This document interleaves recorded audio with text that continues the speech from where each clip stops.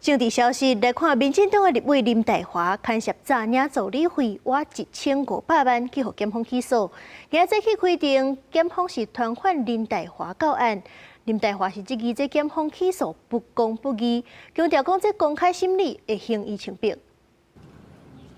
穿白色顶冠衫来到高雄电影的民进党立委林岱华，为涉嫌诈领助理费案来开准备庭。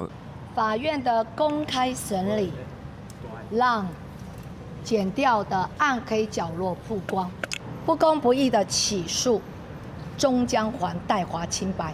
专案起因，在今年的2月，林岱华防检举涉嫌诈领助理费案，检调搜索林岱华伫立法院甲高雄服务处。启动时，林岱华也捌伫政治调查局南基站的时大声喊，政治干预司法干预初选。今年6月，高雄地检署对林岱华保地雷虎啊甲通发司主持、释放地等10个人提起公诉，认定林岱华涉嫌以假助理、铺保甲办会等方式不法取得挖1500万。也毋过27早起的准备庭，林岱华对检方起诉事实拢无认罪，也提交助理间的对话记录等资料，证明家己的清白。岱华清清白白，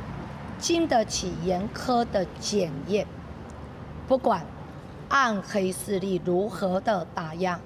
岱华终将以清白之身获得高雄市民的信任。林岱华由3名律师陪同出庭，律师主张林岱华伫参与民进党高雄市长党内初选、竞选立委连任等期间，活动增加造成助理费加班费增悬，也因为爱维持选民服务，爱由助理提供密集服务，税后加班费提悬。只是林岱华甲通发司主持、释放地之间的金流往来也好检调另案侦办。林岱华强调会以清白之心，得到高雄市民的信任，显示伊对争取民进党高雄市长初选的意愿无。